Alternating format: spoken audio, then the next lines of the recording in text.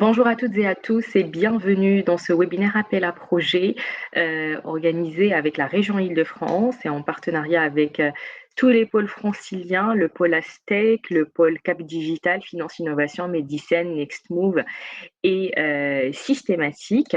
Ce webinaire appel à projet, on le consacre à deux appels qui sont les grands lieux d'innovation et Sésame Filière.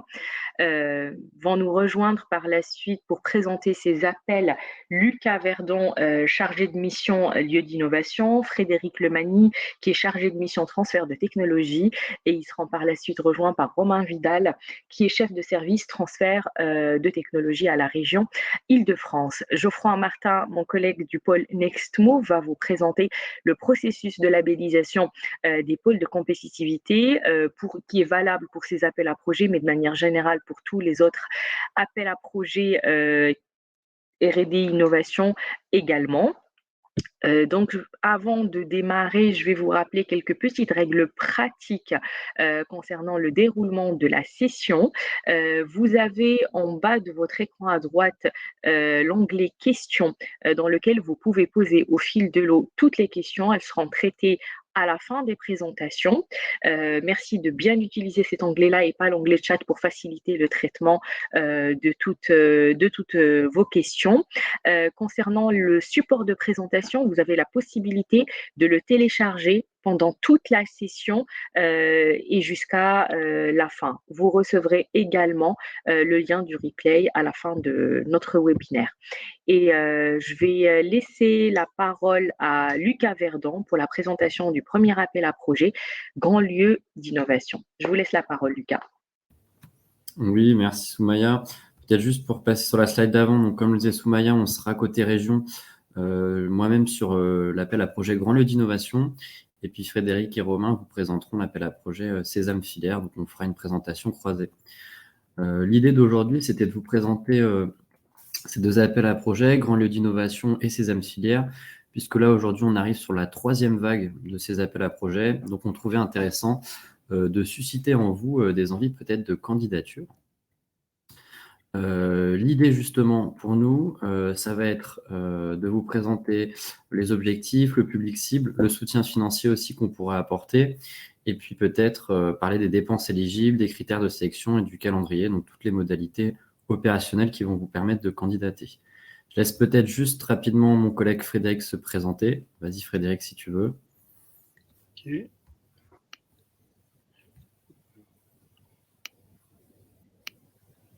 Rapidement, donc moi je suis chargé de mission transfert de technologie.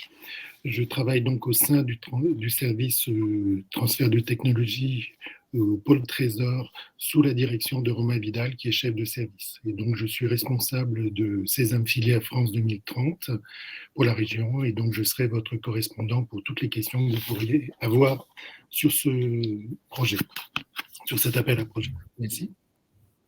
Super, merci Frédéric. Du coup, pour rentrer dans le vif du sujet, ce qu'on voulait vous présenter, c'est d'abord peut-être les deux appels à projet. En fait, finalement, Sésame Filière et Grand lieu d'innovation, ce sont des appels à projet qui s'inscrivent dans le cadre du plan France 2030, donc, que vous connaissez, qui a été mis en place par l'État. Et celui-ci est décliné régionalement pour correspondre en fait aux stratégies régionales franciliennes, donc le SRDE2I, qui est le schéma développement économique, et puis le SRESRI, qui est le parent, enfin le jumeau, on va dire, sur le volet enseignement supérieur et recherche. L'idée, du coup, de ces deux appels à projet, pour nous, c'est de pouvoir soutenir le développement, la structuration et la compétitivité de nos filières stratégiques, en se disant qu'on va venir soutenir des écosystèmes qui seront innovants et compétitifs. Sur l'appel à projet, le partenariat État-région, concrètement, il se met en place via des financements complémentaires, c'est-à-dire que l'État et la région vont apporter des montants financiers équivalents sur chacun des deux appels à projet. C'est-à-dire que l'État donnera 50% et la région 50%. On a aussi BPI France qui est dans la boucle, puisque BPI France sera l'opérateur et le gestionnaire pour le compte de la région et de l'État de cet appel à projet sur tout ce qui est instruction financière et ensuite suivi de l'exécution financière des projets. Comme je vous le disais, aujourd'hui, on est sur la troisième vague de l'appel à projet, de ces appels à projet qui fonctionnent du coup par vague. On est à peu près sur 2 vagues par an. En tout cas, en 2023, on aura cette troisième vague jusqu'au 15 mai. On vous en parlera après. On aura une quatrième vague aussi au deuxième semestre de l'année.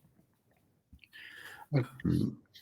Alors, ce qui est important, effectivement, c'est que vous ayez bien en tête, effectivement, les objectifs que nous avons, qui sont des objectifs communs, même s'il y a des spécificités qui sont propres à chacun des appels à projets. Ces projets attendus doivent, dans tous les cas, renforcer, contribuer au renforcement de la compétitivité des filières stratégiques de la région. Ils doivent démontrer un apport concret et déterminant à une filière, sa structuration, avec une ouverture effectivement sur le monde économique, sur le monde industriel. Ils doivent avoir à terme un impact et un effet d'entraînement sur l'ensemble des filières concernées au niveau du territoire de la région. Et le projet durant, en termes d'accompagnement, 3 ans, ils doivent démontrer une autonomie financière vis-à-vis du soutien public et une soutenabilité économique, une viabilité, donc au-delà effectivement du portage de projets par la région et l'État. Les domaines qui sont ciblés, ce sont ceux effectivement correspondant aux domaines d'intérêt majeur et des filières stratégiques franciliennes, qui concernent à la fois les deep tech, le santé au sens large, l'aéronautique, le spatial, la défense, les mobilités durables et intelligentes, l'éco-construction, les énergies vertes et décarbonées, tout ce qui concerne effectivement le numérique, l'industrie de la donnée, les industries créatives, le luxe, la cosmétique, l'agriculture, l'agroalimentaire, la nutrition, bref, tout un ensemble de filières qui sont aujourd'hui bien identifiées comme stratégiques pour la région et pour lesquelles effectivement on a choisi d'investir et d'aider effectivement le développement de ces filières.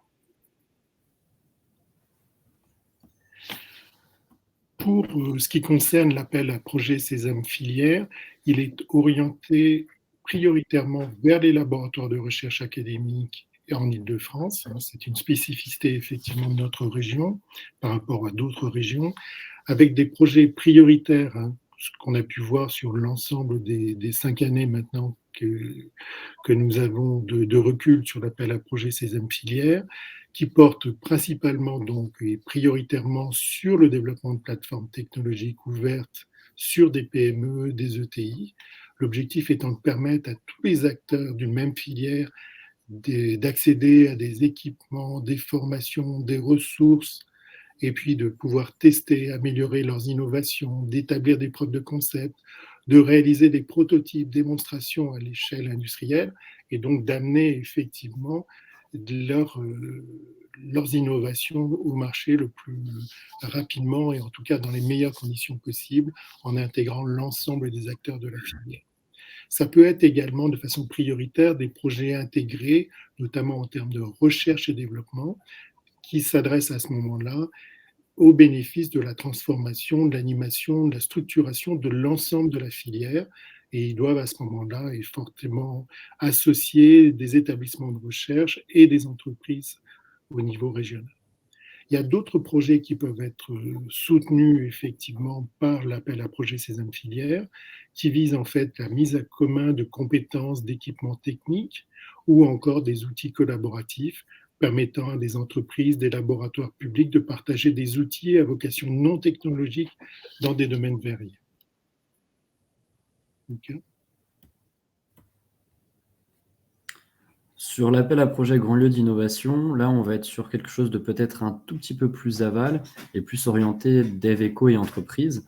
C'est-à-dire que l'appel à projet, lui, va soutenir la création et le développement de tout ce qui va permettre aux acteurs économiques et notamment aux entreprises d'une filière donnée, dans les filières qu'a mentionné Frédéric, de pouvoir avoir accès en fait à des équipements, des espaces et ou des expertises qui vont leur permettre en fait de gagner en innovation et in fine de monter en compétitivité. Donc très concrètement, ces grands lieux d'innovation, on va viser tout ce qui est unité industrielle partagée, plateforme de services, qui vont permettre justement à ces entreprises de mutualiser des investissements, des travaux de R&D collaborative, dans une logique derrière de pouvoir développer des innovations, créer des expérimentations, des preuves de concept.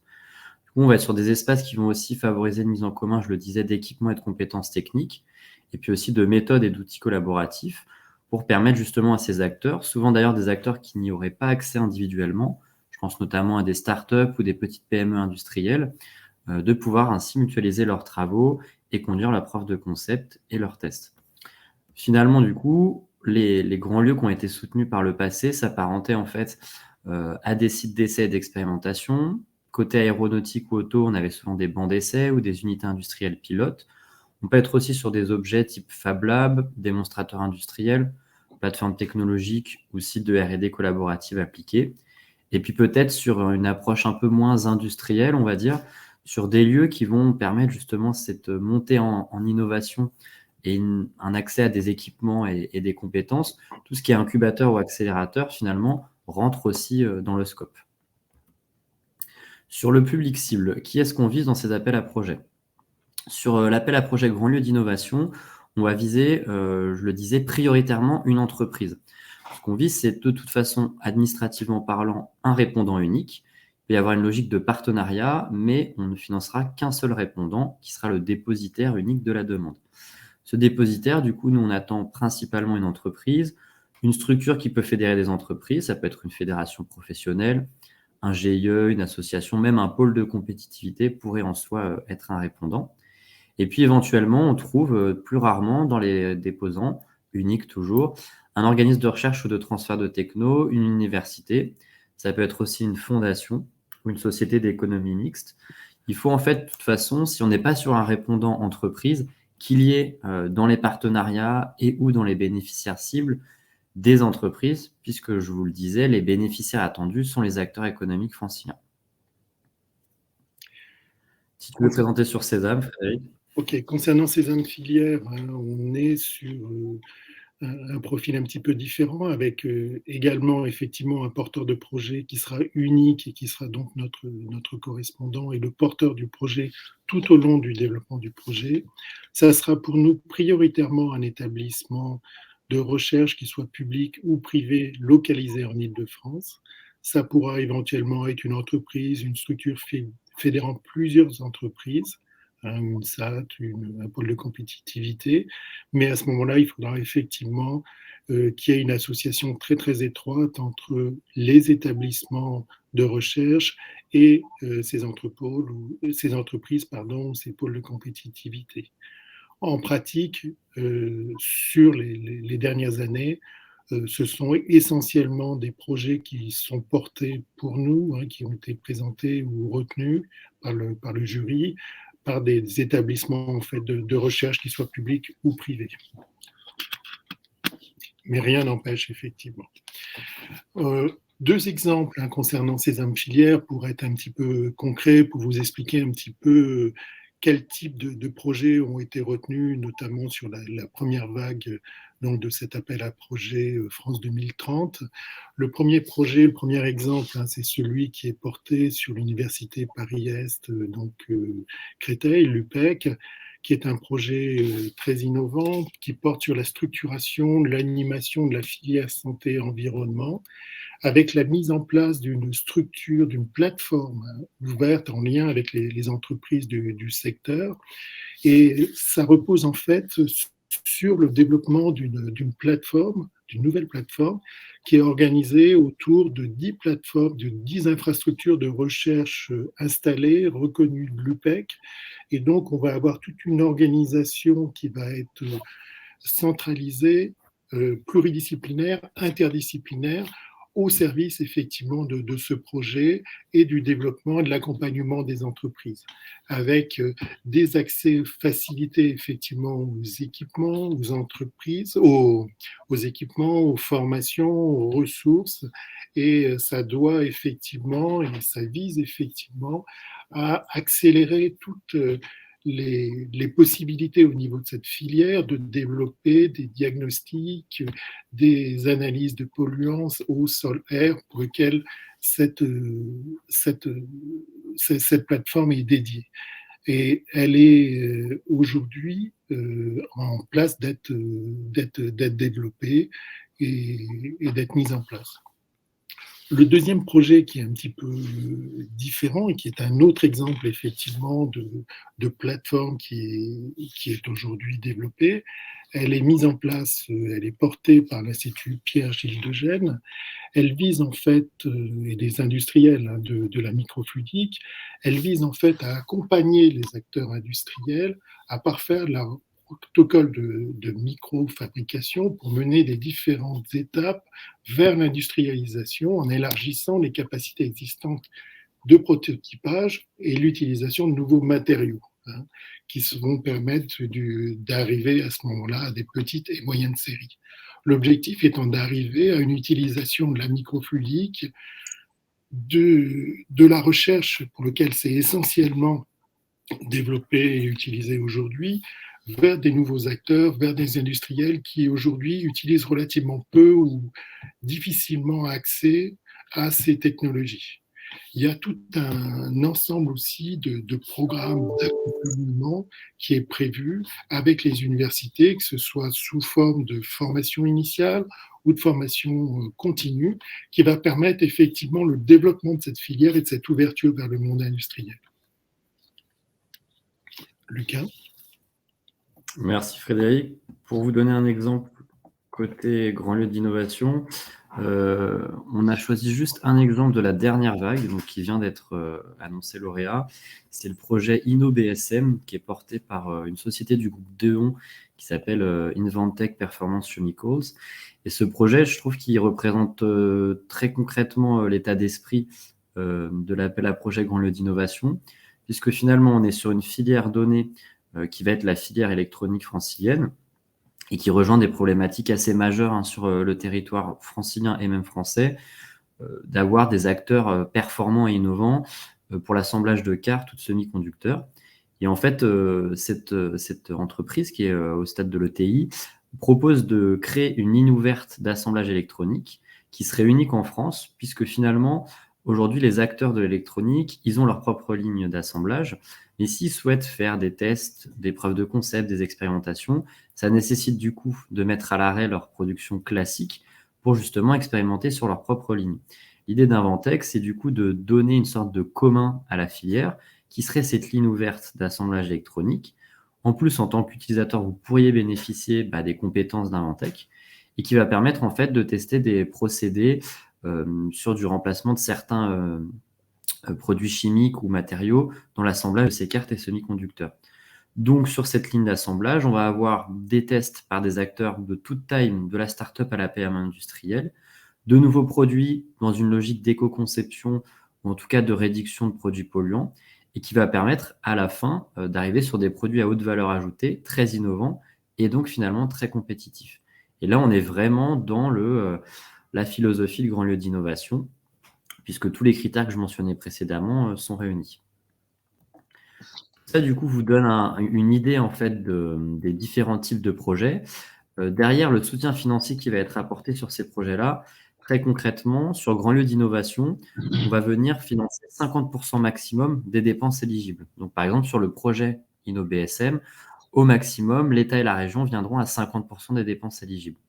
Sur grand lieu d'innovation, il faut que ce montant soit égal ou supérieur à 1 million. C'est-à-dire qu'on veut des projets d'envergure assez ambitieux et on estime qu'en dessous d'1 million de dépenses éligibles, on ne sera pas sur une voilure et une ambition assez intéressante. On ira au maximum soutenir à hauteur de 2 millions. Donc très concrètement, un projet avec 1 million de dépenses éligibles pourrait être soutenu à hauteur de 500 000 euros. Un projet avec 5 millions de dépenses éligibles sera soutenu maximum à hauteur de 2 millions. Et ce soutien, et ça c'est une différence qu'il faudra prendre en compte par rapport à Sésame, ce soutien c'est 50% de subvention et 50% d'avance récupérable. L'avance récupérable, c'est parce que Frédéric vous le disait en introduction, on veut des projets qui aient une soutenabilité financière sur le moyen terme, et donc on estime que ces projets-là seront en mesure de rendre justement cet apport de l'État et de la région. Je laisse Frédéric présenter sur Sésame. Alors, sur Sésame Filière, on est également sur des aides couvrant au maximum 50% de l'ensemble des dépenses éligibles, avec un taux d'intervention donc de la région qui sera, ou plutôt de la région et de l'État qui sera au maximum donc de 50%. Avec un taux d'intervention qui sera effectivement modulable en fonction des caractéristiques du projet, de l'état d'avancement du projet, du niveau de risque, du profil du porteur, de l'incitabilité de l'aide. Tout ça sera défini effectivement par le jury au moment des auditions et de l'évaluation des projets. Le montant, effectivement, des dépenses éligibles sera, lui, compris pour ces projets entre 1 million et 5 millions, avec des montants globaux du projet qui pourront être supérieurs à ce montant. Mais en tout cas, des dépenses éligibles 1 à 5 millions, et avec un montant maximum de l'aide par projet qui est de 2,5 millions. Aujourd'hui, sur la dernière vague, le montant des projets, c'est entre 1 million et 2 millions. Et effectivement, ce qui est très important pour ces âmes filières France 2030, c'est que 100% effectivement de cette aide sera sous forme de subvention.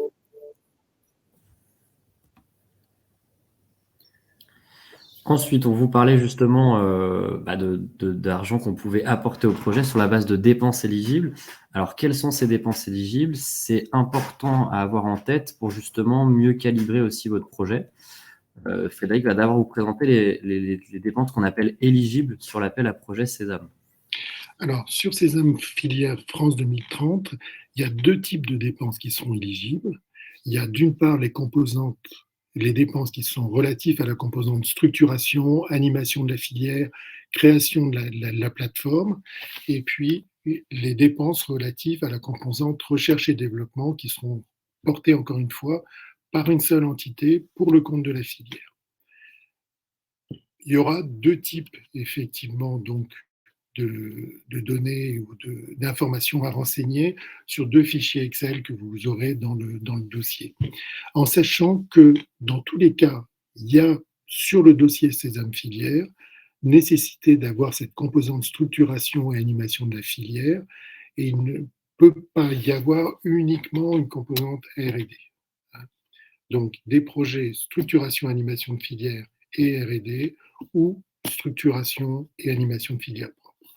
Pour ce qui concerne effectivement la composante structuration animation de la filière, on distingue et on intègre aussi bien des dépenses internes concernant effectivement les dépenses du personnel, ce qui est très important, avec une limite sur les dépenses du personnel titulaire qui ne doivent pas dépenser 30% de l'ensemble des dépenses éligibles, mais ça représente effectivement déjà une possibilité importante sur le budget de votre projet. Ce sont des investissements matériels nécessaires effectivement à la structuration de la filière. Ce sont des dépenses d'animation, de marketing, de business, de développement, de déplacement, et puis des dépenses également d'aménagement des locaux à partir du moment où ils sont spécifiques et nécessaires effectivement à ce projet. Concernant la composante R&D, si elle fait partie effectivement de votre projet, là on va retrouver une composante relative au salaire du personnel scientifique et technique, les achats de consommables, des prestations externes, de la sous-traitance qui sont effectivement possibles, de l'amortissement des investissements récupérables, mais à ce moment-là au prorata de leur utilisation sur la durée du projet. Et ces dépenses pourront à ce moment-là être réalisées sur la période au maximum 12 mois avant la date de clôture, pour ce qui est des amortissements de l'appel à projet. Sinon, effectivement, tous les autres investissements sont réalisés postérieurement à la date de clôture de l'appel à projet. On aura également la possibilité d'introduire sur cette composante R&D des investissements non récupérables qui seront à ce moment-là pris en compte pour leurs coûts hors taxes à leur achat pour ce projet. Encore une fois, les dépenses de titulaire, que ce soit pour la composante structuration, composante R&D, ne doivent pas dépasser 30% de l'ensemble des dépenses éligibles du projet. Le montant des dépenses éligibles doit être compris entre 1 million et 5 millions, et avec un taux d'intervention au niveau de l'appel à projet qui est de 50% maximum de l'ensemble des dépenses éligibles, avec un montant maximum de l'aide à apporter qui est de 2,5 millions par projet. Lucas. Merci Frédéric. Sur grand lieu d'innovation, là on va être sur des dépenses éligibles d'investissement principalement. Donc investissement des dépenses classiques sur ce volet-là, c'est-à-dire de l'aménagement de locaux, de l'investissement matériel. On le disait, on attend des lieux aussi peut-être avec des équipements, des machines innovantes. Ça peut être aussi de l'investissement immatériel sur tout ce qui est solutions digitales, logiciels, etc.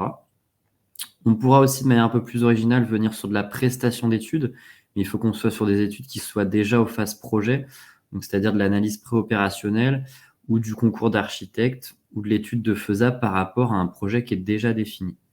Et puis, à la marge, et c'est logique, on viendra financer jusqu'à 15% maximum du montant total de ces dépenses des frais internes d'animation et de gestion.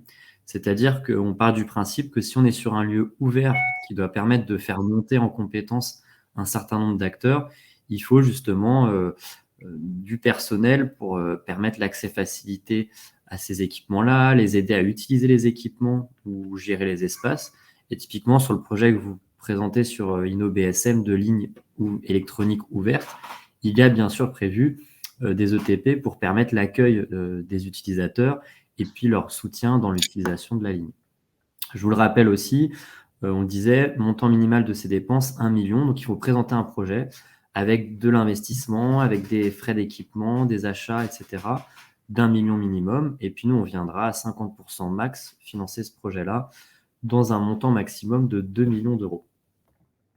On a vu tout le volet financier. Maintenant, comment finalement on peut être sélectionné Grand Lieu d'Innovation ou Sésame? Le process, c'est qu'on vous donnera les liens à la fin. Il y a un lien pour télécharger le dossier de candidature et le remplir. Celui-ci est ensuite d'abord étudié par BPI sur sa recevabilité, on va dire, administrative et financière.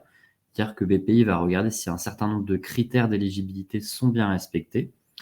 Ensuite, on aura un jury composé de l'État en région, de BPI et de nous-mêmes côté région, donc Frédéric et Romain sur le volet Sésame et moi-même sur le volet Grand Lieu d'Innovation, pour évaluer justement la pertinence des dossiers par rapport à ce qu'on disait en préambule, est-ce qu'ils s'inscrivent dans nos filières, etc., etc. Si nécessaire, on se donne la possibilité d'auditionner les porteurs de projets. Et en fait, à l'issue de ce process, on arrive à un avis formulé par le jury qui propose en plus des montants sur le soutien financier à chacun des lauréats.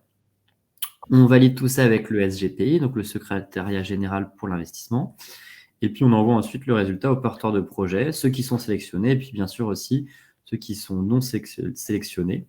Et puis comme je vous le disais en introduction, BPI étant un peu le gestionnaire administratif financier de ces appels à projet, la contractualisation se fait ensuite avec BPI. Ce qui est important de rappeler peut-être, c'est que les dossiers qui ne vont pas répondre aux critères de recevabilité, donc la toute première phase, ne seront même pas finalement évalués par le jury et donc d'emblée ne seront pas éligibles à un financement. Et dans ces cas-là, le retour qu'on fera sera aussi sur ce volet-là, c'est-à-dire que si le dossier est jugé non recevable, on expliquera pourquoi il ne l'est pas. Ces critères de recevabilité, justement, on en a 4. C'est d'une part être complet au sens administratif. Donc là, je vous renvoie à chacun des dossiers des appels à projets.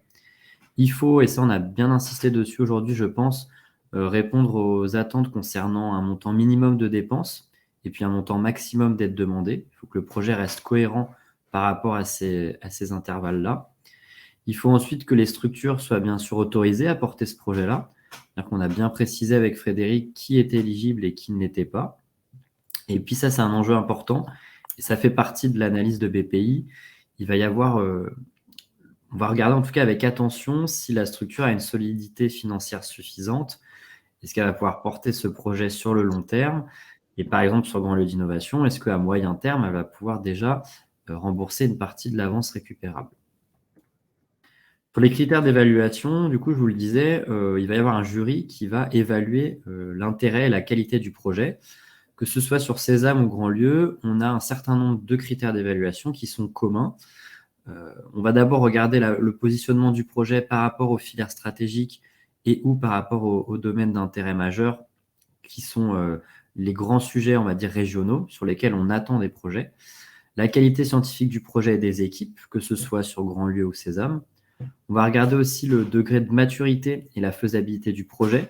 Si on est sur quelque chose de beaucoup trop prospectif ou pas du tout concret, où on n'arrive pas forcément à imaginer le projet sortir de terre dans un temps relativement court, c'est vrai que ça sera difficile de venir le soutenir.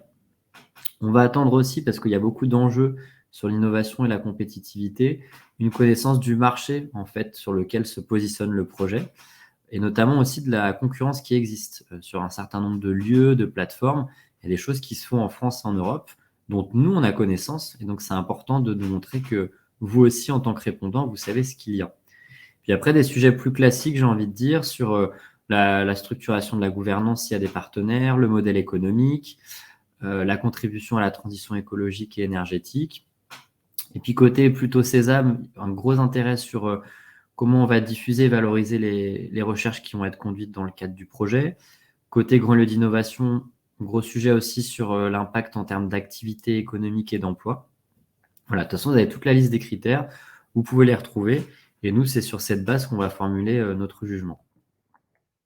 Pour le process, j'ai envie de dire, et le calendrier, donc jusqu'à quand là, on est sur la 3e vague et de Sésame et de Grandlieu, qui est ouverte actuellement, et vous pouvez déposer vos dossiers jusqu'au 15 mai à 17 h. Ceux qui peuvent représenter l'établissement d'enseignement supérieur ou l'entreprise, ils devront signer une fiche de demande d'aide, fournir un certain nombre de documents administratifs, avec l'identité, le numéro de téléphone, adresse mail, etc.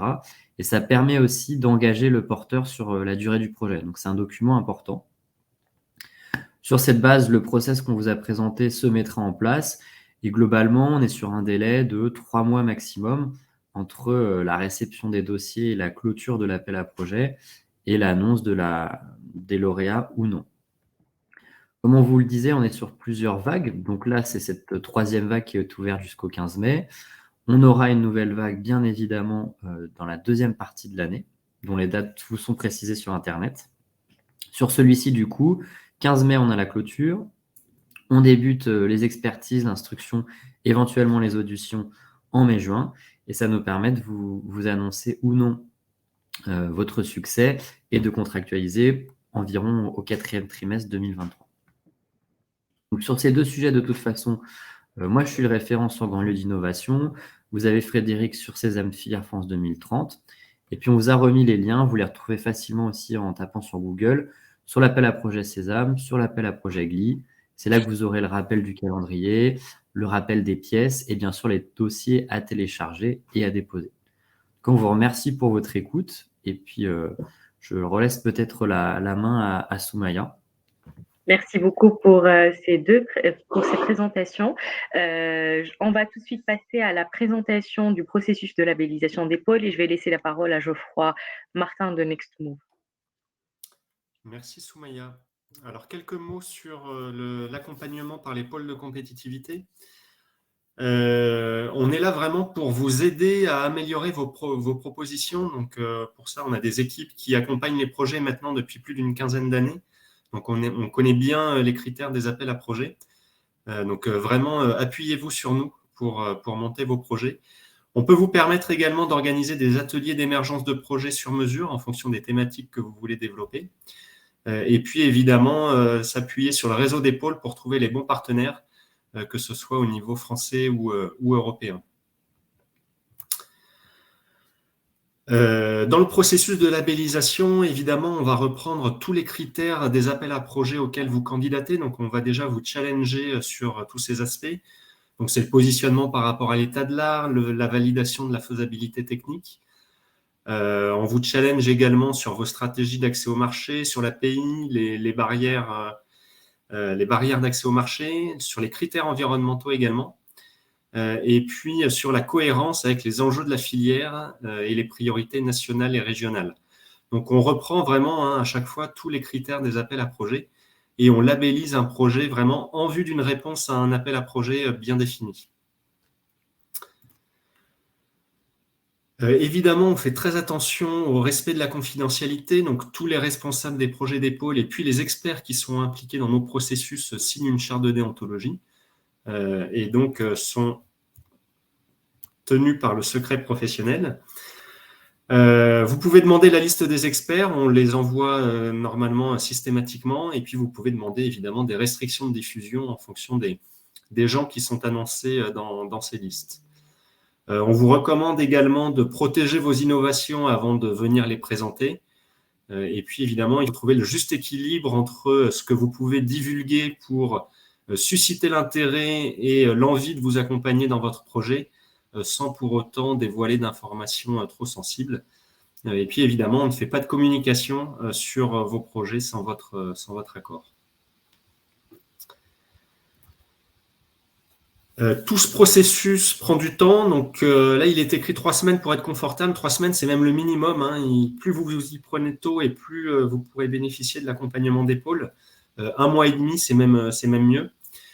On vous fait un retour à chaque étape du processus. Donc en général, vous avez dans un premier temps un échange avec le responsable projet du pôle en fonction de la thématique concernée. Et puis ensuite, souvent des échanges avec des experts.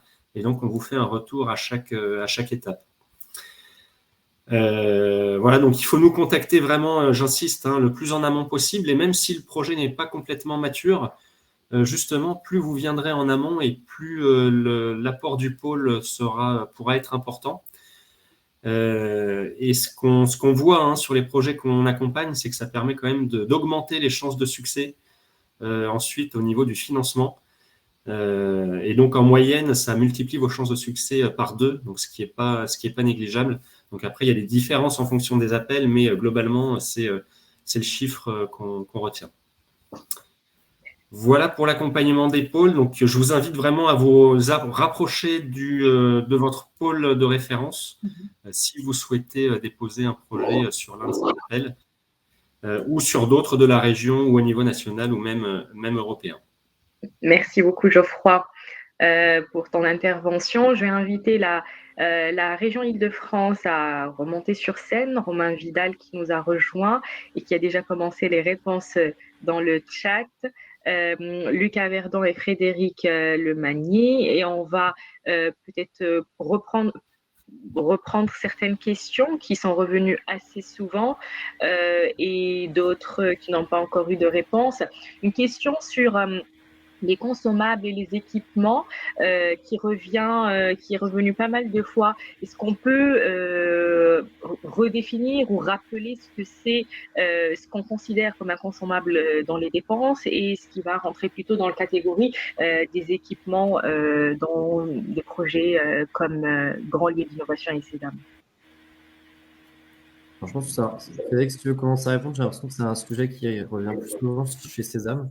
D'accord. Alors, sur Sésame, nous, on va essentiellement distinguer les investissements récupérables et les investissements non récupérables, hein, ce qui est important. Sur les investissements récupérables, c'est tout ce qui est indispensable à la réalisation du programme, mais qui, en cas d'échec ou de succès, etc., pourront trouver une utilisation dans l'entreprise ou pourront facilement être revendus, réutilisés, bref, qui vont vivre au-delà effectivement de la période du projet. Dans ces cas, on prend en compte effectivement uniquement le montant des amortissements sur la période. La période du projet, c'est au maximum 36 mois, c'est une des autres questions. C'est généralement 36 mois sur ces âmes filières. Ça peut être moins, ça peut être 24, 36 mois, mais généralement c'est 36 mois. Donc voilà pour les investissements récupérables. Pour les investissements non récupérables, ce sont des investissements qui sont faits uniquement dans le cadre du projet donné. Et à ce moment-là, il ne s'agit pas d'amortissement, il s'agit effectivement d'utilisation effectivement des investissements sur la période du projet. Ils seront pris en compte uniquement sur la base effectivement de leur coût d'achat. C'est pareil pour les consommables. Les consommables seront utilisés uniquement sur la période effectivement du projet et pour le projet. À ce moment-là, ils seront pris en compte uniquement à partir de la période d'achat sur leur achat hors taxe. Merci. Très bien, merci. Oui, oui, bonjour, je me présente du coup, je suis Jennifer Lecomte de Cap Digital et on va se relayer avec Soumaya sur les questions. Romain, merci de nous avoir rejoints et j'en profite parce que c'est toujours une question qui revient et qui est intéressante pour tout le monde pour poser la question à laquelle tu as répondu dans le chat à tout le monde. Donc, c'était une question de Jean-Claude Bernard qui demandait le taux de réussite sur les vagues précédentes et et le montant moyen des aides attribuées. Donc, est-ce que tu peux nous redonner cette réponse, s'il te plaît? Oui, c'est ce que j'ai indiqué et ce que je communique à chaque fois qu'on fait un webinaire. Nous sommes loin des taux de sélection qu'on peut retrouver au niveau européen ou même au niveau de l'ANR. On a des taux de sélection qui sont quand même relativement élevés, donc ce que j'ai indiqué entre 30 et 50%. Donc on vous engage à déposer des projets. Nous avons encore des moyens et donc la possibilité de financer de vos projets. Donc, voilà, si ce qui vous retient, c'est un taux d'échec élevé, ce n'est pas le cas sur ces 2 appels à projets. Merci beaucoup, Romain. Il y avait aussi une question peut-être sur ce qui est attendu toujours en termes de fonds propres. Donc, est-ce que l'un d'entre vous peut rappeler la règle de financement sur ces appels à projets? Oui, peut-être que ce soit sur Grandlieu ou Sésame, ce qu'on attend, c'est un cofinancement en fonds propres par le répondant. Donc, c'est-à-dire que si notamment on est sur une entreprise, par exemple le projet que je vous présentais d'InnoBSM par Inventec apportait 50% des autres dépenses sur finalement l'aménagement de cette ligne dans ses locaux existants, etc., etc. Donc, on attend du répondant un cofinancement, souvent en fonds propres. C'est ce qui est attendu sur Grandlieu. Et Romain, tu me contrediras ou pas, mais c'est pareil sur Sésame finalement. Effectivement, c'est la même chose et on est sur les règles classiques. Hein. En gros, on va devoir s'assurer que le répondant a des capacités financières pour mener à bien le projet. Donc, notre analyse, et l'analyse surtout de BPI, sera de vérifier que le porteur a la capacité de mener à bien la totalité du projet sur les fonds dont il dispose actuellement. Donc, il faut être effectivement assez solide. Alors, sur ces âmes filières, on a priorisé, Frédéric vous l'a indiqué, sur les établissements d'enseignement supérieur et de recherche. Normalement, les fonds propres n'est pas une question. Mais voilà, pour les entreprises, c'est une question, effectivement, regarder de près, surtout sur le grand lieu d'innovation, puisque c'est un vrai sujet, puisqu'il y a une part en plus, il y a notamment les 50% et en plus l'avance remboursable qui devra être donc récupéré, remboursé à la fin du projet, enfin quelques années après la fin du projet. Merci beaucoup. Alors, ce n'est pas forcément une question, mais celle-ci, elle revient également souvent. Est-ce qu'il y a des taux d'intervention de la sous-traitance qui sont fixés? Est-ce qu'on a un maximum de sous-traitance qui est éligible dans cet appel ou dans ces appels?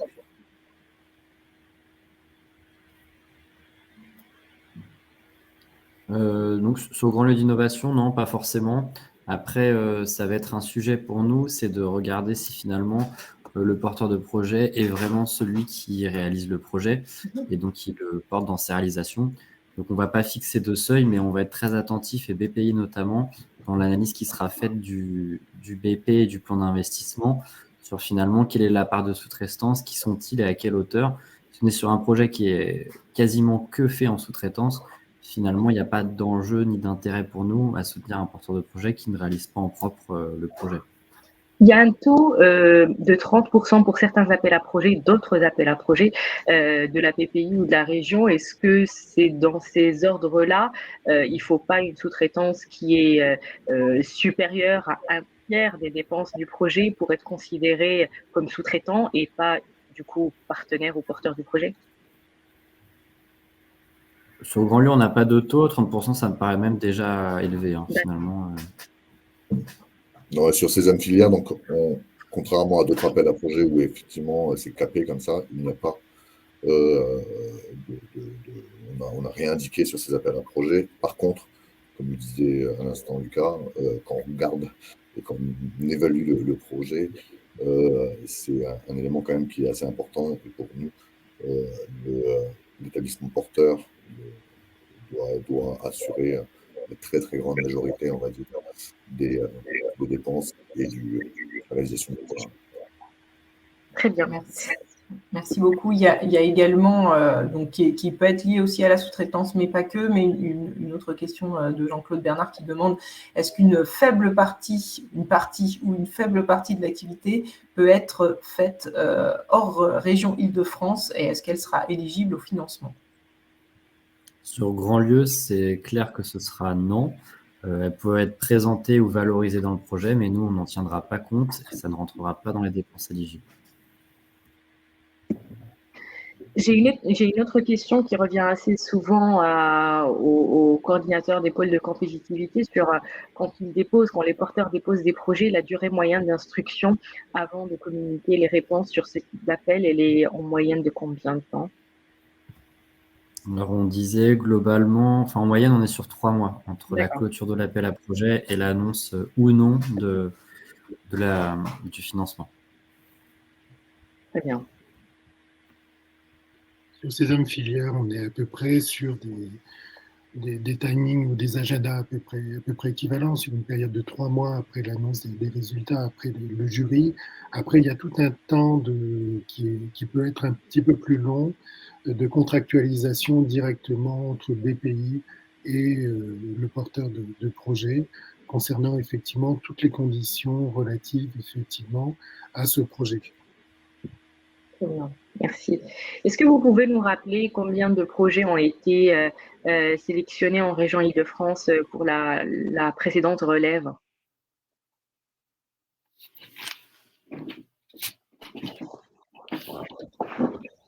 Alors, sur Grand Lieu d'innovation, sur la vague 2, donc la précédente, on a 3 lauréats.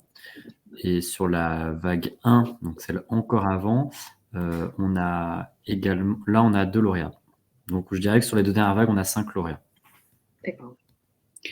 Pour un taux, sans forcément dévoiler le nombre de répondants, mais qui est similaire à Sésame, nous, on est entre 40 et 50% de taux de sélectivité. D'accord. Donc, peu de projets, mais souvent des très bons. Mmh. Est-ce que vous pourriez nous donner aussi les principales difficultés et les principales questions que vous avez sur ces appels à projets-là?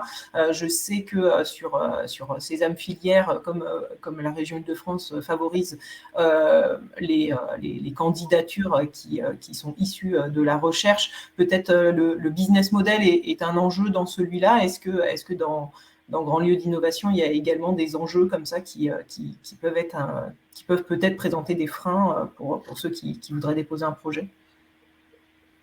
Je dirais que sur l'écueil qu'on voit le plus, donc sur Grand Lieu, c'est vrai qu'on a une grosse attention portée au modèle éco, à la soutenabilité financière, mais effectivement, c'est peut-être moins un sujet que dans l'appel à projet Sésame, puisqu'on est principalement sur des entreprises qui répondent, souvent de taille assez importante, et donc ont finalement la voilure suffisante pour mener à bien le projet. L'écueil principal qu'on voit, en fait, ça va être sur l'offre de service qui est proposée dans le lieu. Au global, c'est quelle est la proposition de valeur du lieu qui est proposée et quelle offre de service on adosse à cette proposition de valeur pour finalement répondre concrètement à quel besoin.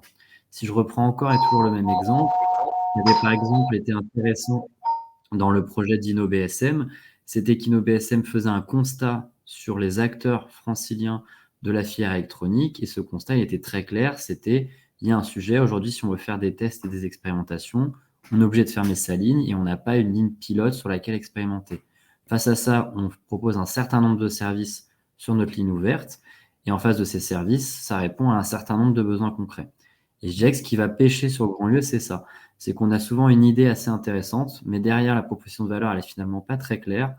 On ne sait pas forcément quel besoin marché ou problématique ça adresse, et puis on ne sait pas quelle offre de service va être mise en face.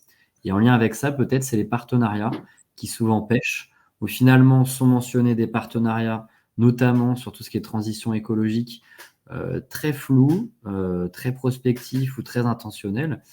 En fait, nous, on va demander, et autant que faire se peut, si vous avez des lettres de soutien, des courriers de collaboration, ce genre de choses, qui vont permettre, nous, de comprendre que ces partenariats, ils ne sont pas que de l'ordre de l'intention, qui sont concrets et qui vont permettre concrètement de déployer l'offre de service annoncée. Merci. Romain, Frédéric. Oui, sur ces mêmes filières, comme il a été indiqué, c'est principalement effectivement le business model et la valorisation, le transfert de technologie, qui sont des points effectivement plus faibles, généralement, effectivement, des dossiers qui nous sont présentés, qui sont généralement très forts sur la partie valorisation, si vous voulez, des expériences, du projet scientifique en tant que tel, et du projet que peut porter effectivement la structure avec les partenaires, mais toute la partie business model, etc. est un point effectivement sur lequel les porteurs de projets doivent porter effectivement une attention toute particulière. Mais au-delà, bon, puisqu'on est sur une subvention, c'est vrai que le modèle économique est quand même plus simple que sur le grand lieu d'innovation, puisqu'on est à 50% d'aide. Donc, au-delà, ce qu'on va regarder, on n'attend pas des projets collaboratifs. C'est pas un projet collaboratif bis, c'est vraiment autour d'une plateforme. On va regarder sa capacité à s'ouvrir à d'autres, à travailler avec d'autres, son positionnement concurrentiel aussi sur un domaine, parce qu'on parle de filière, mais finalement, c'est un peu compliqué parfois de parler vraiment de filière, mais bon, on est contraint par ce terme-là, par l'appel à projet, mais c'est surtout sur le domaine, en fait, sur une communauté, sur un marché, voilà. On a eu des plateformes de microfluidites, on a eu des plateformes de bioproduction, on a eu des plateformes, enfin voilà, de divers natures. Donc, c'est aussi ce positionnement concurrentiel et sa capacité à être différenciante par rapport à l'existante et sa capacité à réunir et à attirer autour de cette plateforme soit des partenaires, soit des clients pour repositionner cette plateforme à un niveau assez stratégique. Merci. On a une dernière question qu'il faut peut-être un peu éclaircir de Renaud Coupa sur les montants budgétaires de l'année 2023. Est-ce qu'ils sont connus? En tout cas, c'est comme ça que je comprends la question. Et est-ce que les financeurs peuvent convenir ensemble de reliquats de financement pour les éditions précédentes si la totalité des financements ne sont pas consommés? N'hésitez pas à éclaircir si je ne traduis pas bien votre question. Alors, ce qu'il faut savoir, effectivement, sur les 2 appels à projets, on a un engagement contractuel qui court sur plusieurs années, jusqu'en 2026 ou 2027. Donc, ces 2 appels à projets seront récurrents. Il y a 2 appels à projets par an qui sortent sur ces 2 appels à projets. Donc, bien évidemment, si votre projet n'est pas suffisamment mature pour être déposé là, sur ce call, vous pouvez bien évidemment vous positionner sur le prochain call. En plus, les 2 appels ont exactement les mêmes calendriers. On se coordonne pour que les dates soient exactement, soient identiques.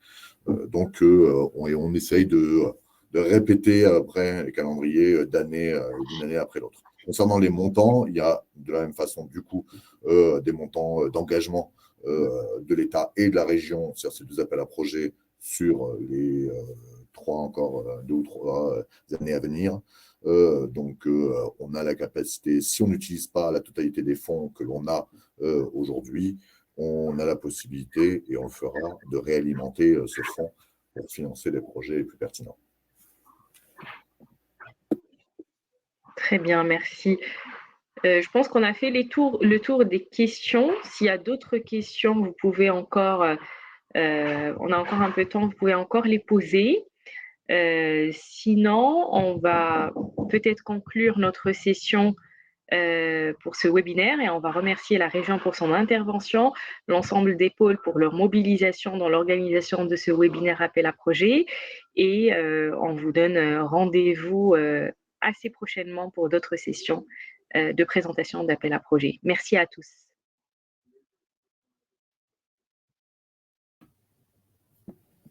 Merci à tous. Merci pour l'organisation. Merci à tous. et tout.